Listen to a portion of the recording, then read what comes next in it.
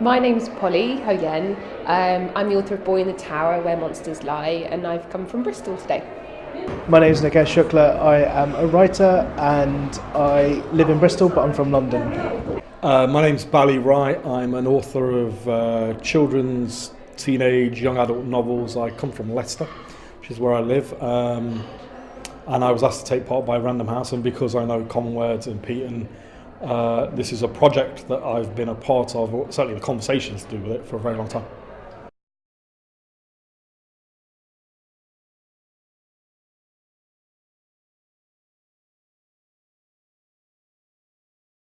Well, it's been brilliant. I think it's been about connecting writers together and just to have that and to kind of really bridge the gap, I suppose, between the publishing world and everything that's happening and the writers who are, who are going to be part of that world. They're going to be the next voices. So it's exciting. So it just feels like we're kind of, through this event, hopefully there's going to be the next sort of lot of voices that are kind of coming up, which is brilliant. I think it's a great opportunity for writers outside of London who aren't necessarily in the London literary scene to have access to some of the best agents and editors around the country and help them to demystify the publishing industry. And also just being in the room with editors and people of the industry at that calibre can make the difference in a marginalised writer's career. It can give them the confidence to keep going. Just the fact that it's practical. The idea is, for years and years and years, we've been having conversations, right, about bringing more diverse writers to the fore, and the people that sign the checks, the people that pay the money, are never involved. So it's essentially just a shouting match, and we all get depressed, and we all go to the pub or whatever we do to relax, and then we do it again, and we get depressed again.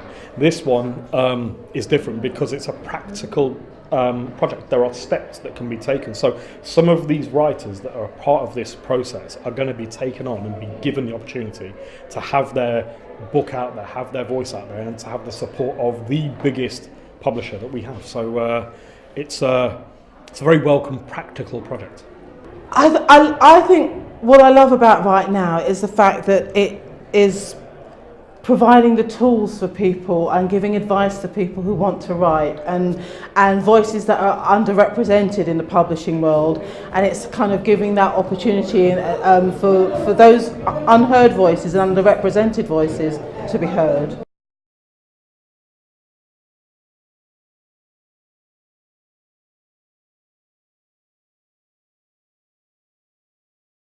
Simply, we need to see a reflection of our society through our books, which at the moment, we're working towards, and it's brilliant that Penguin Random House are really addressing this issue through these events.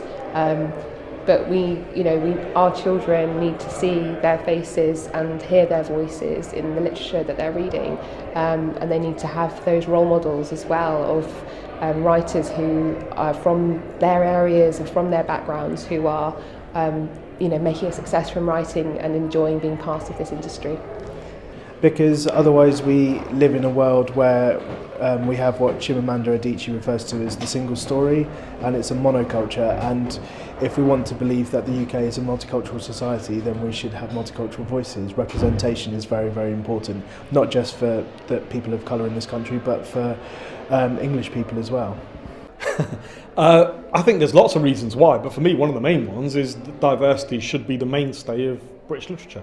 We live in a country where 15% of the population is what they call black and minority ethnic. We live in a country where roughly 40% of the population, the poorest 40%, live on something like 8% of the country's wealth. So we have a lot of poverty in cities like Manchester, Leicester, and those voices aren't there. We're not hearing the voices of ordinary everyday people. We've just had this horrendous Brexit vote, and all the people that voted to leave are all being crucified as racists and this, that, the other. Most of them aren't racist, they just hate politicians, and we don't have their voices. We don't know what those people are thinking. All we do is get an imposition of this is what people in Manchester think, right? Or this is what people in Birmingham think. It's about time those people had their voices in literature so that we actually get to hear their stories and we get to empathise with their worldview rather than just a white middle class worldview, which is what we generally tend to get. I think it is incredibly important because we live in a world where we need to hear those voices, and I think to combat sort of ignorance and fear, etc., and the way to do that is to have more diverse voices, and just become more aware of other people and other cultures and other religions and other classes and so on. And that's exactly what Right Now is about. It's about giving people a voice and saying, you know, that saying the publishing world wants to hear from you, and about time.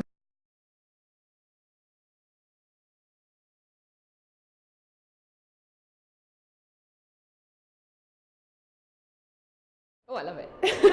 I've just spent all day saying, tell me about your book, and then just sort of just being transported to different worlds, and everyone is so original, and it's always a treat, I think, for writers to get together and to share what they're working on, because so often you're just by yourselves, and yeah, it's been like a bit like a kind of sweet shop experience for me, just to hear what everyone's been working on and what they're passionate about. I love coming to Manchester. I did Bad Language at Manchester and in Manchester, and I did the Manchester Literature Festival, and they're both amazing spaces for writers, and the crowds are really supportive and excited, and it's just a really warm experience, and there's been some great writers who've come out of Manchester as well. What do I think? I've had very little chance, to be honest, to hear much about the writing. They've been so engaged, the writers upstairs, with doing the little bits and bobs, you know, the sort of warm-up, and they've got so many questions. But the little bits that I've heard, it's like the writers I met in Birmingham, the last one of these I did, there's lots of great ideas, there's lots of enthusiasm, there's a lot of passion. And from what I've heard so far, the little bit I have, it all sounds great. It sounds, you know, weird to say this, but this is kind of what I was expecting, because this is, if I went into an audience full of kind of writers who were all white from the southeast and from London, they'd be passionate about their ideas too. The key to this is that passion exists in every community around Britain, and it's great that Right Now is giving these people who are normally unheard from an opportunity to raise their voice. It's fantastic.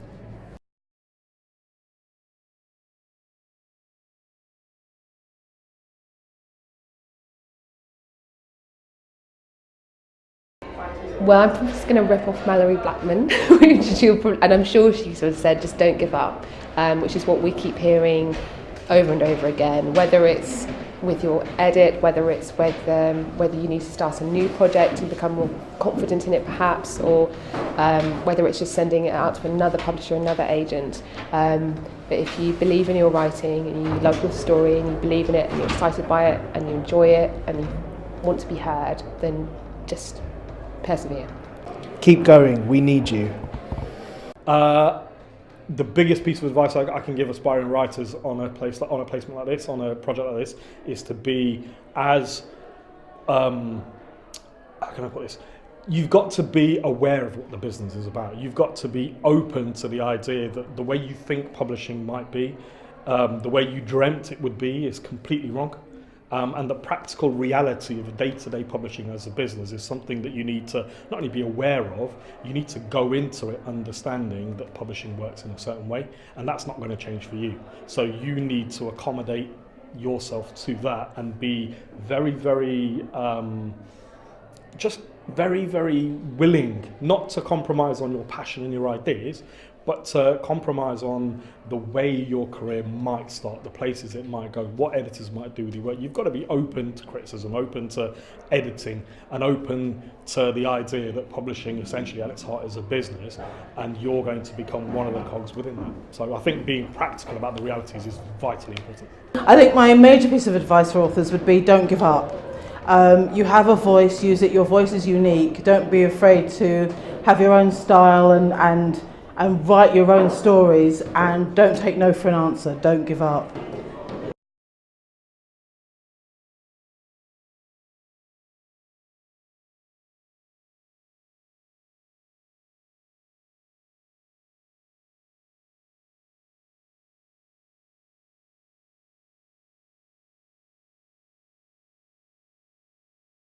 I'm Misha and I'm from Sheffield. I do adult fiction. And yeah, I've been chosen for Right Now. It's been really good. I'm Laura, I'm from Oxford, and I write speculative fiction, so sci-fi-ish. My name is Elijah, I'm from London, and I write non-fiction.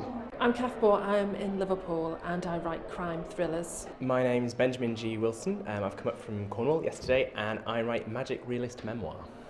My name's Divya Gilani. I'm from Leicestershire and I write literary fiction. Right, I'm Leah Osborne. I'm from Leicester and I write fantasy and thriller as Leanne Young and erotica and romance as Raven Shadowhawk. And my name's Annie. I'm originally from Yorkshire, but I live in London at the moment, and I write plays mostly, but I'm writing a novel now, sort of a young adult kind of a urban fantasy or something. I don't know yet. I'll find out. My name's Chris. I'm from London and I write fiction. My name's Gillian Reid. I live in Edinburgh, but I'm originally from Canada and I write young adult fiction. So I'm Yvonne Battle-Felton and I came here today from Lancaster, but I'm from the US, from New Jersey, and I write creative nonfiction and also fiction, and I've recently written a novel.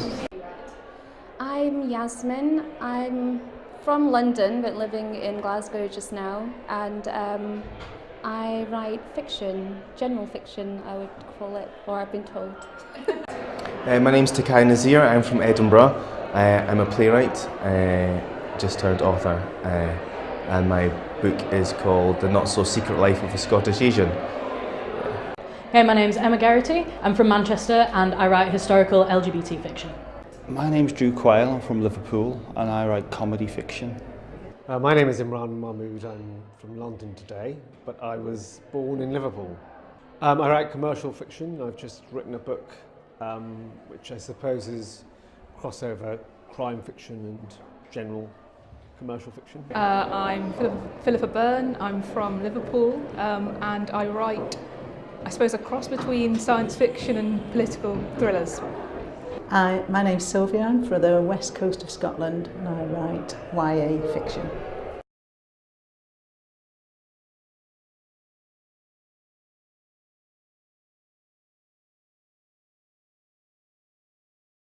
It's so interesting. Like, I'm still kind of blown over the fact that Melanie Blackman was in the room. She's amazing. So it was really interesting to hear about like the different things that agents do and editors and the process, and I kind of feel a bit more comfortable about it.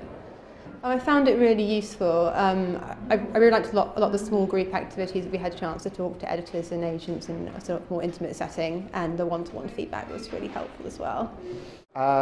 It's fantastic. Reba Blackman's here. Are you kidding me? This is an amazing day. I'm so glad to be here. Well, I've enjoyed meeting lots of people and that's been really good, and there's been lots of advice given, which has been really great as well. Finding out how to do a really good cover letter has been really important because I always struggle with that, and I'm really heartened that one of the agents said that synopses aren't that important because they are just the worst things to write. It's awful, so yeah, it's been really good. Really enjoying it. It's really nice to meet so many of the writers and agents and editors. I think it's been really great, and it's really amazing to see Penguin respond so positively to the Spread the Word report and the kind of the call for more diverse writers, and I've had some really interesting conversations. And for me, I go to a lot of literature events that are mainstream, and I don't see kind of a mix of people there, so it's actually quite wonderful to be here and feel quite at home. It's amazing. The keen has just kind of rolled in and swept me away, which is nice because this morning I felt sick. It's been great. It's been really, really good. It's really exciting to meet people and kind of be in an environment where you can learn about, especially like I've learned more today about publishing than I knew since kind of ever in my whole life, and that's really great.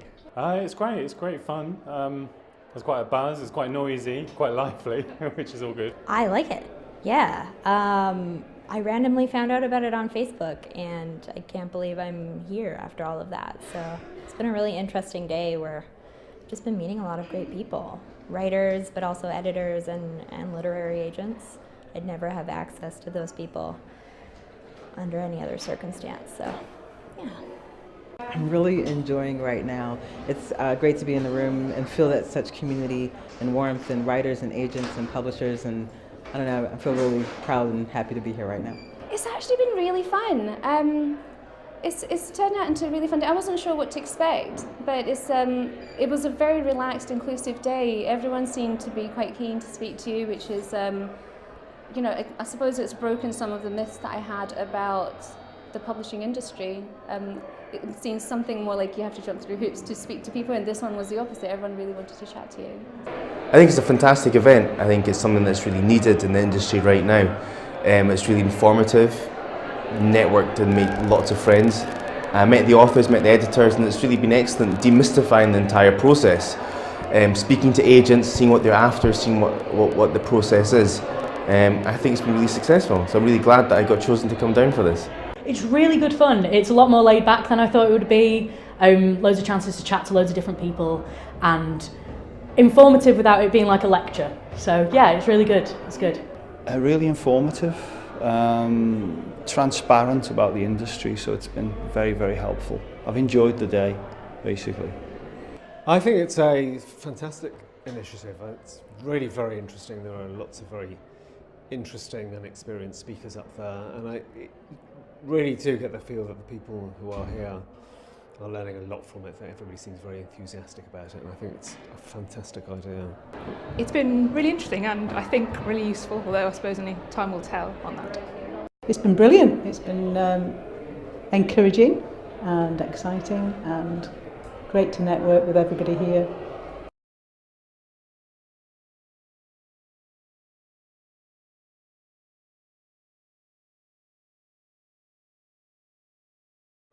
Mainly feedback, because I've just finished my book and I'm interested in getting feedback from editors and people who know about writing before submitting it to agents, and I think I have got, so that's great, yeah. More of a network. I've always written in isolation, and I'm starting to realize that partnering with other writers and just getting their points of view and working together is going to be very beneficial. I mean, a publishing deal would be the obvious answer, but basically more of a network. I want to meet other writers. I want to kind of move into the community of writers that are up here. I'm nearly at the end of my book, so I wanted some feedback and some connections, and I just wanted. I got invited so by Penguin, so I just wanted to come. Mostly a network of people and a better understanding of how the traditional publishing process works, because I'm an independent publisher, so I do my own thing, but I don't want to just do that. I want to be part of the wider writing community, and learn about how it all works rather than just my little section of it. So I think more of a sense of kind of being in a community of writers, maybe, or more of a sense of other people going on. I think I've already got the best lesson I could today from Mallory Blackman, because she said what I think a lot of writers say, which is it's just about perseverance. Like, at the end of the day, like, that's going to be the main thing that can make you a writer. So that's probably what I'm going to take away most of all. Well, something I knew already, which is don't give up. That's Mallory Blackman's message, really, really important. Just, some more information about publishing. I feel like it's such a big, scary world, and you can go online and look into these things, but I always find that a conversation face-to-face can give me so much more information, just a confidence that I wouldn't have otherwise. Really a sense of community. I'm hoping to get some information, to feel like I've built a network and make some contacts. I wanted to find out if there was something more that I could do with my work, and I also just wanted to meet other people who were in the same position as me and to see how they were going about writing theirs, and it was quite good in that way, and to find out if my work was any good. Just an understanding from the industry. Hopefully I'd love to be one of the 10, but if not, I think we've got enough information there to go ahead and progress. And just understand the entire publishing industry, what they're after, what they're looking for, what to do when you finish your manuscript and what not to do when you haven't finished it, and how to just keep pushing on. Mostly just getting to know people and getting to a bit of an insight into the publishing industry, and what I can do to kind of help myself, and also, I suppose, get a sense of the community of writers that there are in Manchester, because guest writers don't really tend to talk to each other very much. I came with an open mind, really, so I didn't have any preconceived things to gain. Well, just to first of all take whatever advice I can get from the established authors and publishers and the literary agents, because we're all still learning, and also to hear about what the young writers in the room, the new writers, what they're writing about, what the difficulties are that they face, and what their experiences are. I think I wanted a better understanding of how sort of the pieces of the publishing industry fit together, and how I can best go about talking to that industry. Well, I've had really good feedback on the one-to-one, so I'll be taking that away and really looking at that carefully. And then just looking forward to getting on the network, and getting onto social media and seeing what's going on next, really. Yeah.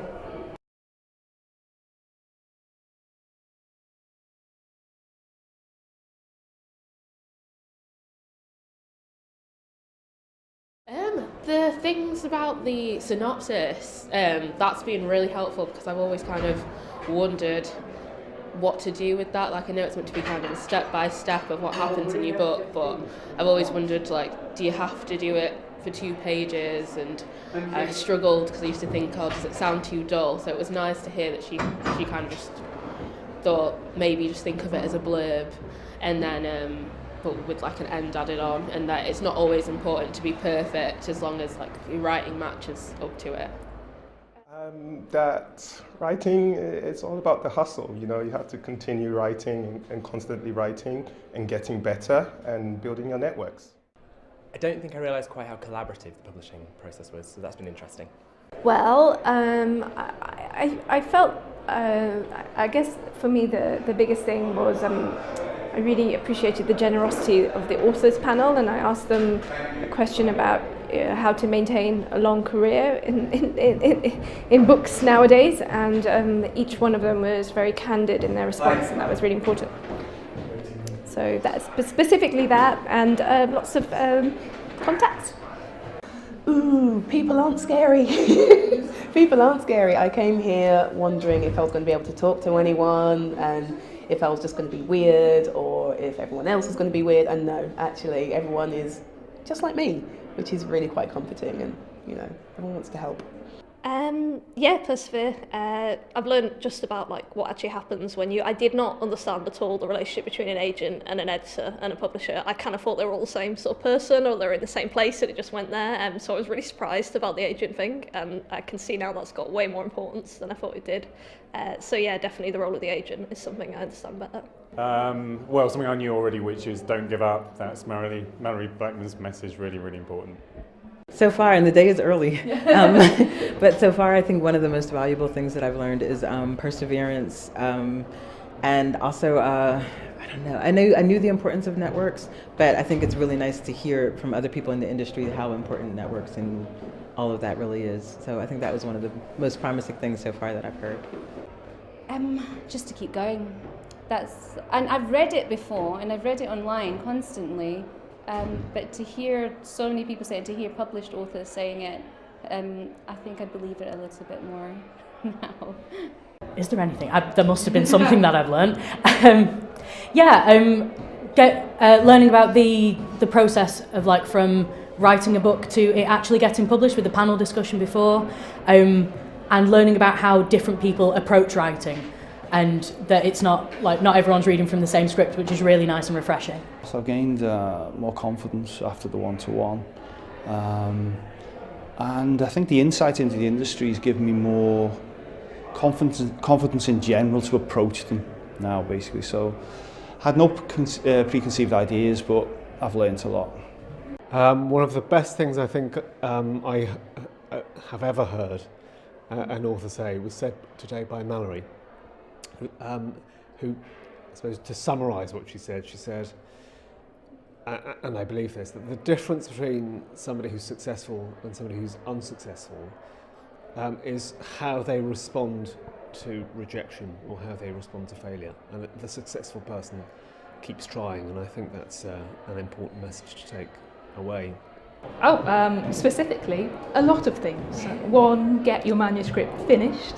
2, don't just send it to your mum and dad because they'll say they like it anyway. But also I think 3, to be patient and to realise the whole process takes time, and part of that is you waiting and coming back to what you've written and rewriting it. That it's possible, that, you know, if you persevere and if you're good enough, and hopefully, you know, everybody here has been selected, so, you know, that it is possible to get there, you know, fingers crossed.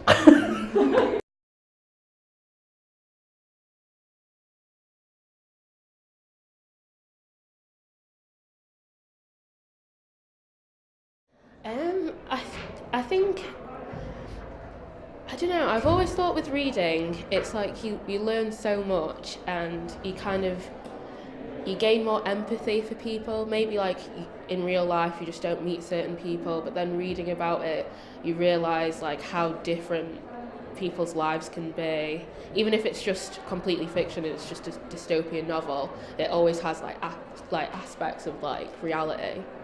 So I think it's really important to have diverse voices so that everybody could kind of get to know what other people experience, especially now when there are things going on in the world with like Trump and things going on with like France and everything. It's really important that there are diverse voices out there and everybody's represented, and it's not just like males that are white. And so yeah, it is really important. Yeah, this is a tricky one. So I'm bisexual, and when I was growing up, there were literally no books at all about bisexual people, and I didn't actually know you could be bisexual because of that. And I feel like nowadays that's still not really something that pops up in literature, and I think it's really important for people to have books about them that reflect them and make them feel that there are other people like them. Books represent the reality of society, and I think if you don't have diverse voices, you're not paying an homage to what society is really like. So you need to have all of the wonderfulness that is society in our books. We are not insular, we're not singular, we're a lovely pick and mix of different cultures and beliefs and religions, and that needs to be reflected in our literature. Because I think for too long the publishing industry's just been very London-centric. It's been very pale and male, and it's been an issue for a long time. More women need to have a voice, especially now in these post-Trump times, that women are being told to shut up, and so that's not a good thing. So we definitely need more diversity on the bookshelves. It can only ever be a good thing. Because the voices that appear on a bookshelf are actually describing a power relationship about how the world is run. So if you don't have the voices of people of colour, of queer people, of disabled people, what you're actually saying is you don't have a voice, your voice doesn't have that power, and also speak as much as you want, we won't listen. So having that diversity on the bookshelf actually is part of a bigger conversation which keeps people alive under marginalisation. I think it's absolutely necessary nowadays that our the bookshelves of Waterstones and other, you know, big booksellers are reflective of the world we see outside on our streets, and particularly now when there's a really quite strong right-wing movement, extreme right-wing movement growing. It's really important to say that we exist and that diverse voices and diverse experiences are championed by big publishers. I believe in it very much.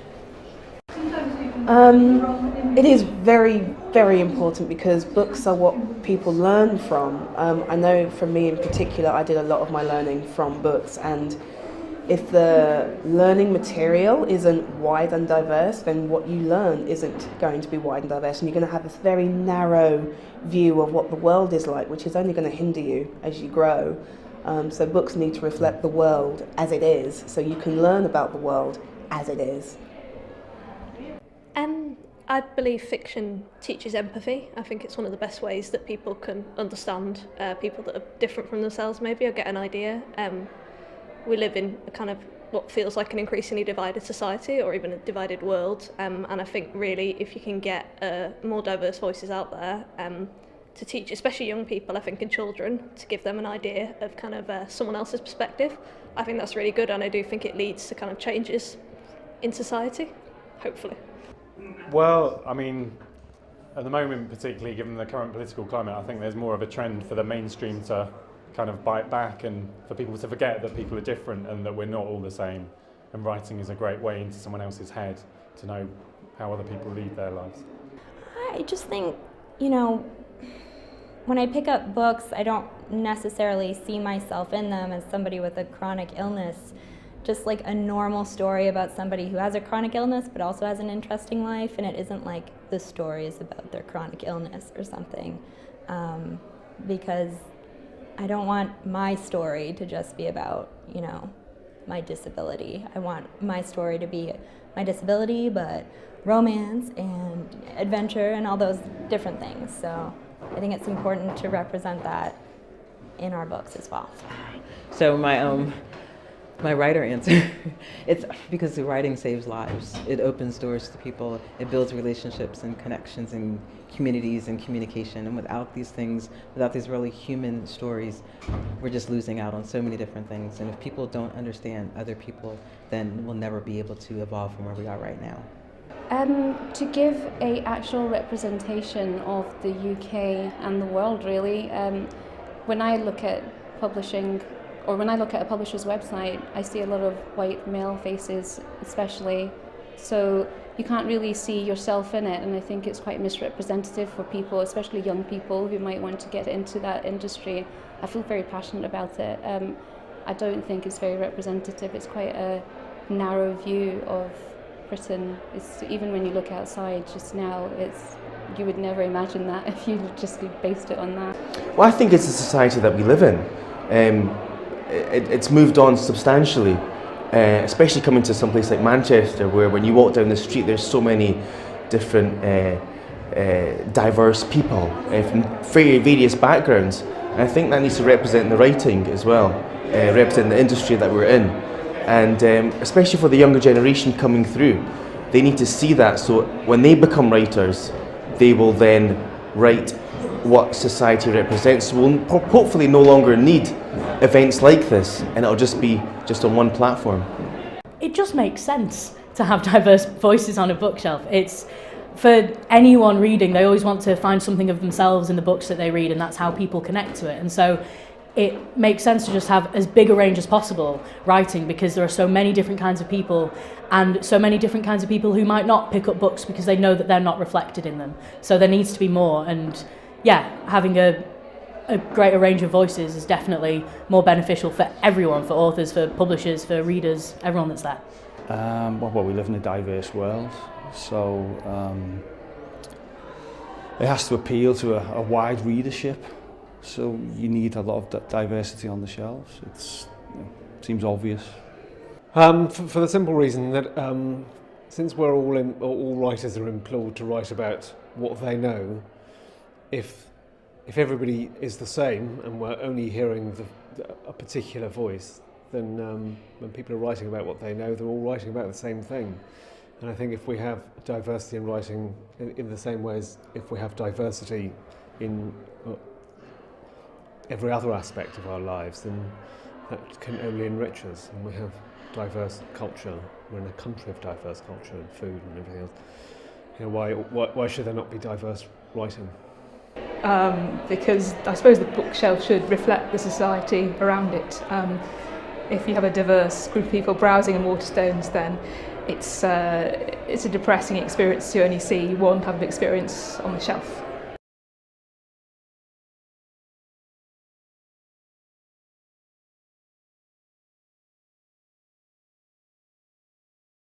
Basically more mingling, because I feel like all the other writers here are so interesting and I want to have more time to meet them, and we have had some obviously, but it would be great to have even more mingling time.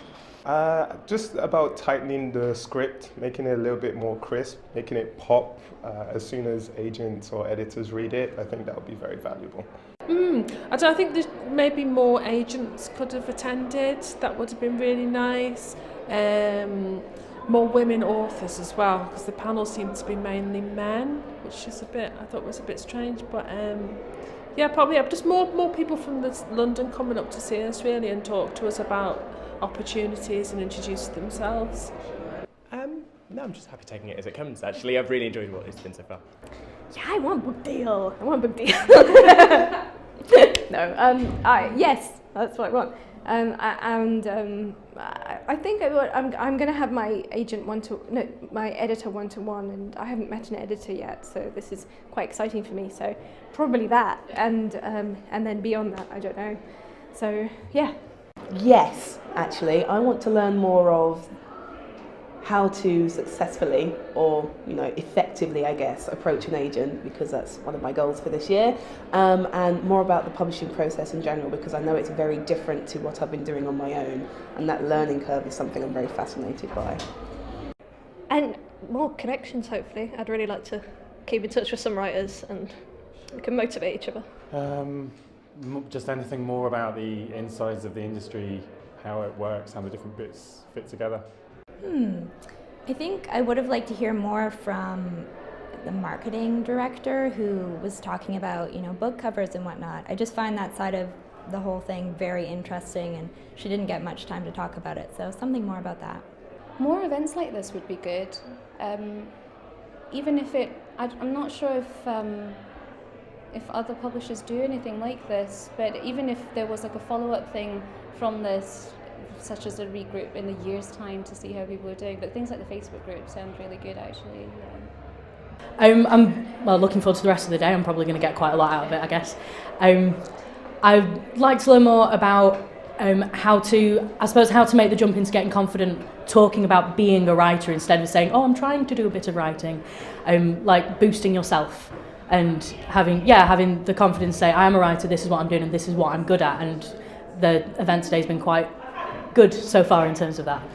I could have expanded more on unsolicited work, people without agents sending work in. There was an awful lot covered about how the agents work, but not an awful lot about how many unsolicited pieces of work get through or are taken further.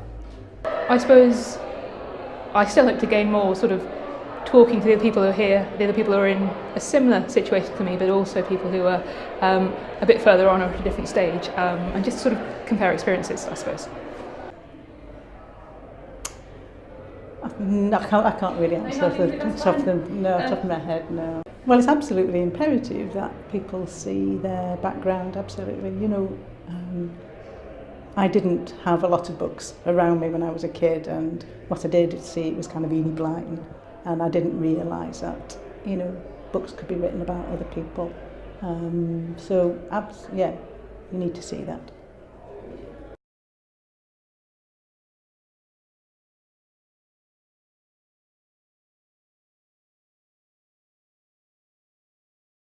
The most valuable thing?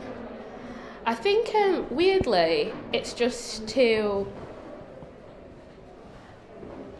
be more confident. I felt really great when he said, like, if you've got aspiring author or aspiring writer, just put writer down, and just to be kind of so focused on what you want to do and to just not give up. I think that was really helpful to hear something like Mallory Blackman having been rejected 82 times.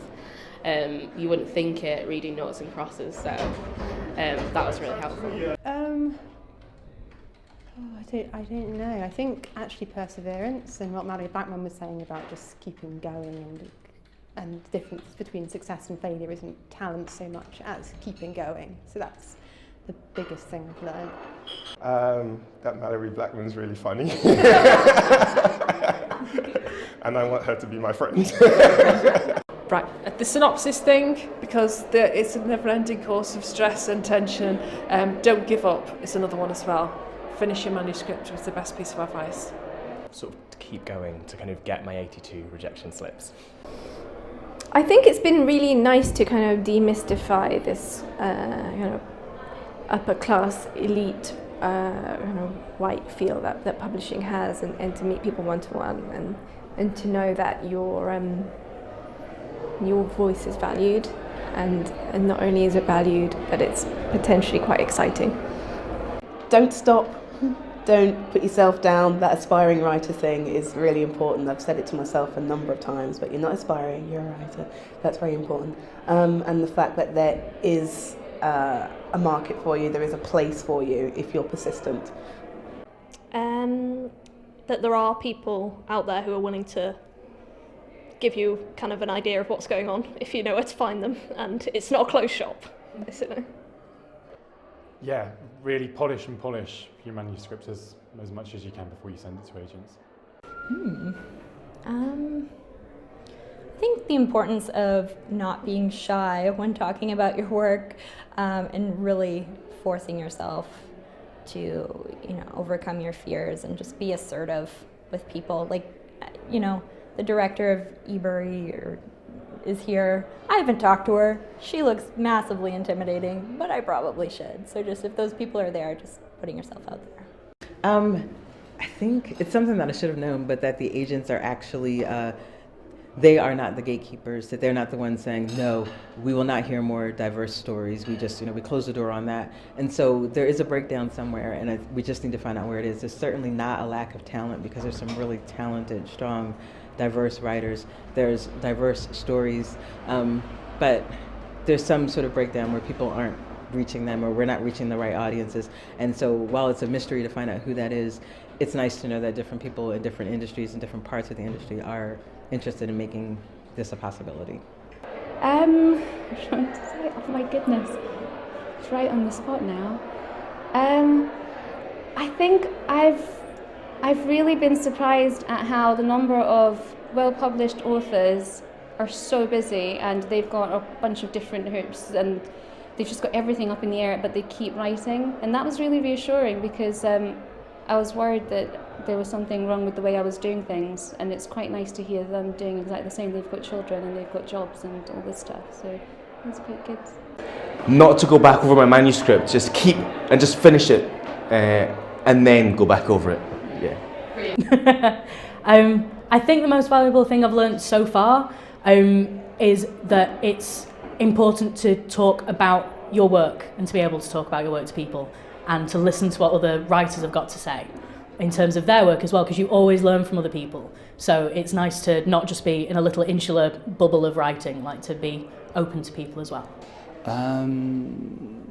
My understanding of the industry is far greater than before I came. That's the main thing. That publishers are interested in hearing new voices, and it's a good time for people from a variety of backgrounds to try their best to get their work seen, because publishers are very keen. Keep writing. Probably another boost, that it's encouragement. I think that's the most valuable thing, really. I'm Afshan D'Souza Lodi, and this is Peter Kalu, and we're from Common Word Culture Word, a writer development organisation based in Manchester that helps new and aspiring writers to become more successful. We're going to see a change. It's happening. It's happening now. This is the start, Pete. This is the start. This Start of the revolution, right? The pens are hot, keyboards are hot. Yeah. It's all happening. Yep. What a the great spring day. rolls weren't hot, but It's okay. It's okay. That's okay. We can make do with cold spring rolls. Yeah. I can make do with cold spring rolls. We can roll with that. Okay. But yeah, and it was great meeting Mallory Blackman and Nikesh Shukla and Bali Rai, and I was like a 10-year-old when I was reading their stuff, It's amazing. It was Absolutely. a star-packed occasion. Absolutely. And so much potential. So much inspiration coming from today. Speaking to all the writers, speaking to all the authors, the agents finally can put a face to them. Yeah, speaking to the editors. I always thought they had, tails and things like that, but they're actually human beings. They're all these hiding, days, aren't they, behind this computer screen of no rejection email. So yeah, it's great to see Standard them. stuff. Great to see them face Good to advice face. too, how to write a letter to the agents, Yeah. what they're looking for, learn who they are, what they're doing. Yep. Penguin, we can't survive unless we find these new writers. It's been a great day. It's been absolutely amazing. Thank you to our Vox Poppers as well, Reba and Leanne. So yeah, thank you.